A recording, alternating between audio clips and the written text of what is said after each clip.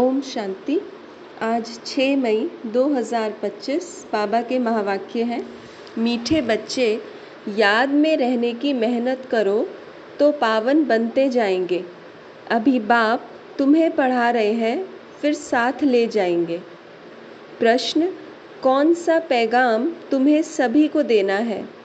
उत्तर: अब घर चलना है, इसलिए पावन बनो।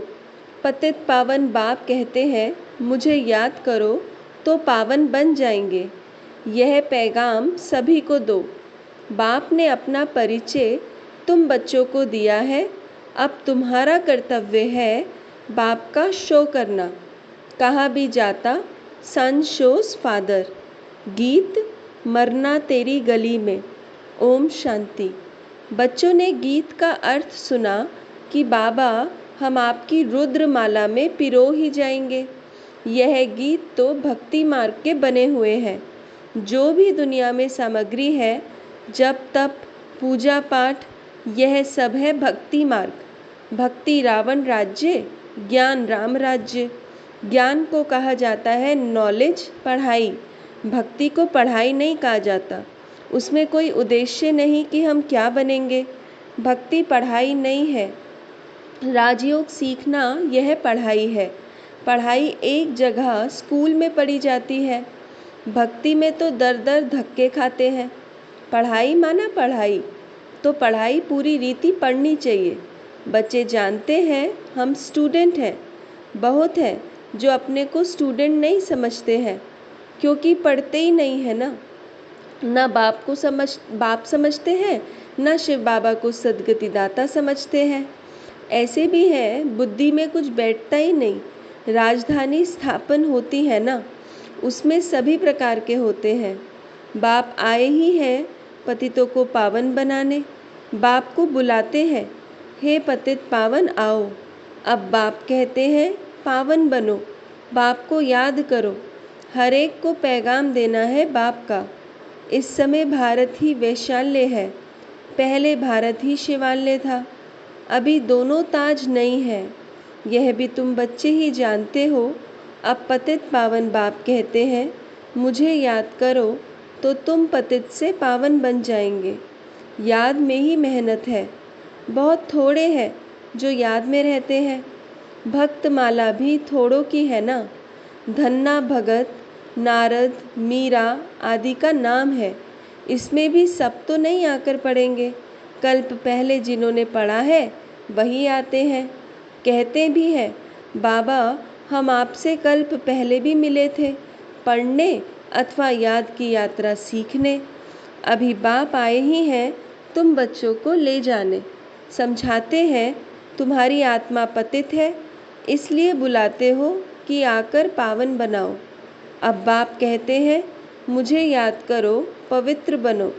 बाप पढ़ाते हैं, फिर साथ में भी ले जाएंगे। बच्चों को अंदर बहुत खुशी होनी चाहिए।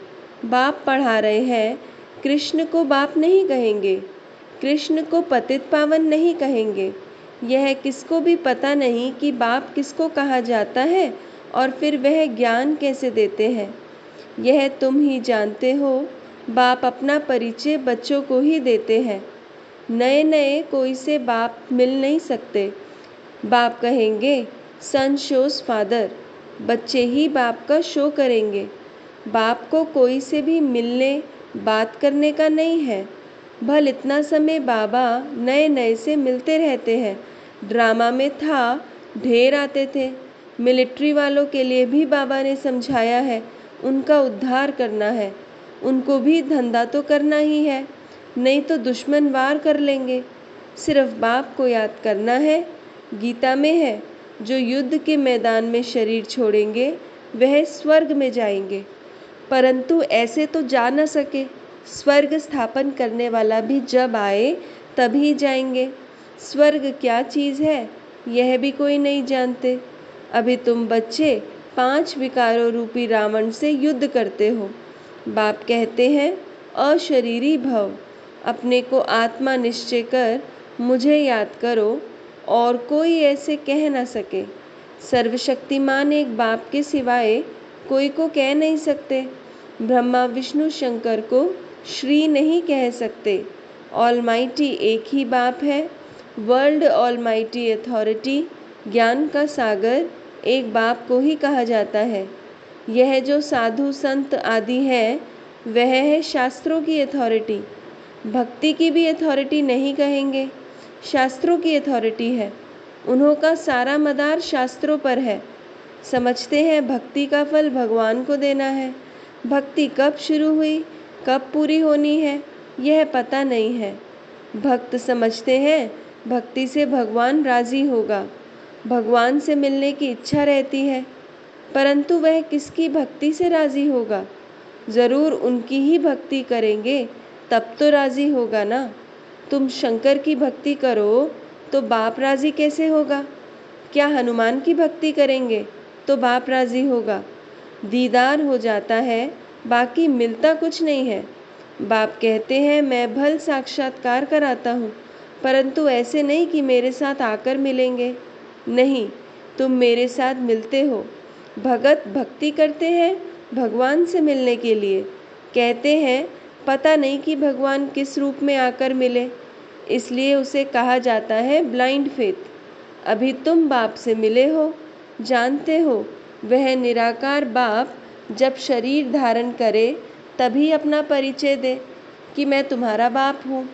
5000 वर्ष पहले भी तुमको राज्य भाग्य दिया था, फिर तुमको 84 जन्म लेने पड़े। यह सृष्टि चक्र फिरता रहता है। द्वापर के बाद ही दूसरे धर्म आते हैं, अपना अपना धर्म आकर स्थापन करते हैं। इसमें कोई बड़ाई की बात नहीं है, बड़ाई किसकी भी नहीं है।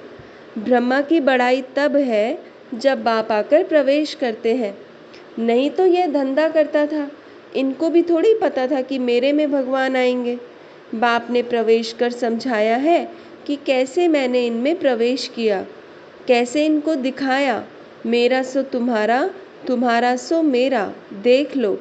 तुम मेरे मददगार बनते हो अपने तन मन धन से, तो उनकी एवज में तुमको यह मिलेगा। बाप कहते हैं मैं साधारण तन में प्रवेश करता हूँ जो अपने जन्मों को नहीं जानते, परंतु मैं कब आता हूँ, कैसे आता हूँ, यह किसको पता नहीं है। अभी तुम देखते हो साधारण तन में बाप आए हैं। इन द्वारा हमको ज्ञान और योग सिखला रहे हैं। ज्ञान तो बहुत सहज है। नर्क का फाटक बंद हो, स्वर्ग का फाटक कैसे खुलता है यह भी तुम जानते हो। द्वापर में रावण राज्य शुरू होता है, अर्थात नर्क का द्वार खुलता है। नई और पुरानी दुनिया को आधा आधा में रखा जाता है। तो अब बाप कहते हैं मैं तुम बच्चों को पतित से पावन होने की युक्ति बताता हूँ। बाप को याद करो तो जन्म जन्मांतर के पाप नाश हो जाए। इस जन्म के पाप भी बताने हैं। याद तो रहते हैं ना, क्या पाप किए हैं, क्या क्या दान पुण्य किया है, इसको अपने छोटेपन का पता है ना। श्री कृष्ण का ही नाम है सावरा और गोरा, श्याम सुंदर। उनका अर्थ कभी कोई की बुद्धि में नहीं आएगा। नाम श्याम सुंदर है तो चित्र में काला बना दिया है। रघुनाथ के मंदिर में देखेंगे वहाँ भी काला, हनुमान का मंदिर देखो तो सबको काला बना देते हैं। यह है ही पतित दुनिया। अभी तुम बच्चों को ओना है कि हम सांवरे से सुंदर बने, उसके लिए तुम बाप की याद में रहते हो। बाप कहते हैं यह अंतिम जन्म है, मुझे याद करो तो पाप भस्म होंगे। जानते हैं बाप आए हैं ले जाने, तो ज़रूर शरीर यहाँ छोड़ेंगे, शरीर सहित थोड़ी ले जाएंगे। पतित आत्माएं भी जा न सके, ज़रूर बाप पावन बनने की युक्ति बताएंगे। तो कहते हैं मुझे याद करो तो विकर्म विनाश हो। भक्ति मार्ग में है अंधश्रद्धा। शिव काशी कहते हैं, फिर कहते हैं शिव ने गंगा लाई, भागीरथ से गंगा निकली। अब पानी माथे से कैसे निकलेगा? भागीरथ कोई ऊपर पहाड़ पर बैठा है क्या जिनकी जटाओं से गंगा आएगी? पानी जो बरसता है सागर से खींचते हैं, जो सारी दुनिया में पानी जाता है। नदियाँ तो सब तरफ है, पहाड़ों पर बर्फ जम जाती है, वह भी पानी आता रहता है। पहाड़ों के अंदर गुफाओं में जो पानी रहता है वह फिर कुओं में आता रहता है। वह भी बरसात के आधार पर है। बरसात ना पड़े तो कुएं भी सूख जाते हैं। कहते भी हैं, बाबा हमको पावन बनाकर स्वर्ग में ले जाओ। आशा ही स्वर्ग कृष्णपुरी की है, विष्णुपुरी का किसको पता नहीं है। श्री कृष्ण के मुरीद कहेंगे, जहाँ देखो कृष्ण ही कृष्ण है। अरे जबकि परमात्मा सर्वव्यापी है तो क्यों नहीं कहते, जिधर देखो परमात्मा ही परमात्मा है। परमात्मा के मुरीद फिर ऐसे कहते, यह सब उनके ही रूप है, वही ये सारी लीला कर रहे हैं। भगवान ने रूप धरे हैं लीला करने के लिए, तो ज़रूर अभी लीला करेंगे ना। परमात्मा की दुनिया स्वर्ग में देखो, वहाँ गंध की कोई बात नहीं होती, यहाँ तो गंध ही गंध है। और फिर यहाँ कह देते परमात्मा सर्वव्यापी है, परमात्मा ही सुख देते हैं। बच्चा आया सुख हुआ, मरा तो दुख होगा। अरे भगवान ने तुमको चीज़ दी फिर ली, तो उसमें तुमको रोने की क्या दरकार है। सतयुग में यह रोने आदि का दुख होता नहीं। मोहजीत राजा का दृष्टांत दिखाया है। यह सब है झूठे दृष्टांत, उनमें कोई सार नहीं है। सतयुग में ऋषि मुनि होते नहीं, और यहाँ भी ऐसी बात हो नहीं सकती। ऐसा कोई मोहजीत राजा हो नहीं सकता। भगवानुवाच, यादव कौरव पांडव क्या करत भय, तुम्हारा बाप से योग है। बाप कहते हैं, मैं तुम बच्चों द्वारा भारत को स्वर्ग बनाता हूँ।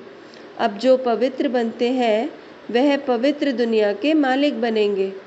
कोई भी मिले उनको यह बोलो, भगवान कहते हैं मामेकम याद करो, मेरे से प्रीत लगाओ और कोई को याद ना करो। यह है अव्यभिचारी याद। यहाँ कोई जल आदि नहीं चढ़ाना है। भक्ति मार्ग में यह धंधा आदि करते याद करते थे ना। गुरु लोग भी कहते हैं मुझे याद करो, अपने पति को याद नहीं करो। तुम बच्चों को कितनी बातें समझाते हैं। मूल बात है कि सभी को पैगाम दो। बाबा कहते हैं मामेकम याद करो। बाबा माना ही भगवान, भगवान तो निराकार है। श्री कृष्ण को सब भगवान नहीं कहेंगे, कृष्ण तो बच्चा है। शिव बाबा इसमें ना होता तो तुम होते क्या। शिव बाबा ने इन द्वारा तुमको एडॉप्ट किया, अपना बनाया है। यह माता भी है पिता भी है। माता तो साकार में चाहिए ना, वह तो है ही पिता। तो ऐसी ऐसी बातें अच्छी रीति धारण करो। तुम बच्चों को कभी भी किसी बात में मूंझना नहीं है, पढ़ाई को कभी नहीं छोड़ना। कई बच्चे संगदोष में आकर रूठ कर अपनी पाठशाला खोल देते हैं। अगर आपस में लड़ झगड़ जाए, अपनी पाठशाला खोली तो मूर्खपना है। रूठते हैं तो पाठशाला खोलने के लायक ही नहीं है। वह देह अभिमान तुम्हारा चलेगा ही नहीं, क्योंकि बुद्धि में तो दुश्मनी है, तो वह याद आएगी। कुछ भी किसको समझा नहीं सकेंगे। ऐसे भी होता है जिसको ज्ञान देते हैं वह तीखे चले जाते हैं, खुद गिर पड़ते हैं। खुद भी समझते हैं मेरे से उनकी अवस्था अच्छी है। पढ़ने वाला राजा बन जाए और पढ़ाने वाला दास दासी बन जाते हैं। ऐसे ऐसे भी है। पुरुषार्थ कर बाप के गले का हार बनना है। बाबा जीते जी मैं आपका बना हूँ, बाप की याद से ही बेड़ा पार होना है। अच्छा, मीठे मीठे सिकीलदे बच्चों प्रति माता पिता बाप दादा का याद प्यार और गुड मॉर्निंग। रूहानी बाप की रूहानी बच्चों को नमस्ते। हम रूहानी बच्चों की रूहानी माता पिता बाप दादा को याद प्यार गुड मॉर्निंग और नमस्ते। ओम शांति। धारणा पहला है, कभी किसी बात में मूंझना नहीं है। आपस में रूठकर पढ़ाई नहीं छोड़नी है।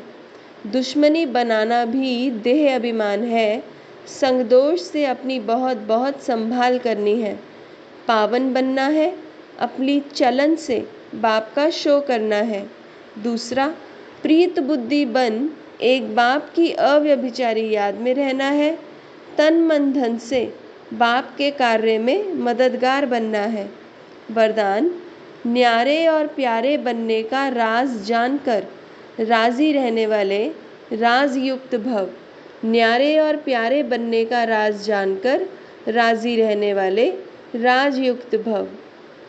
जो बच्चे प्रवृत्ति में रहते न्यारे और प्यारे बनने का राज जानते हैं, वह सदा स्वयं भी स्वयं से राज़ी रहते हैं, प्रवृत्ति को भी राज़ी रखते हैं। साथ साथ सच्ची दिल होने के कारण साहेब भी सदैव उन पर राज़ी रहता है। ऐसे राज़ी रहने वाले राजयुक्त बच्चों को अपने प्रति व अन्य किसी के प्रति किसी को काजी बनाने की ज़रूरत नहीं रहती, क्योंकि वह अपना फैसला अपने आप कर लेते हैं।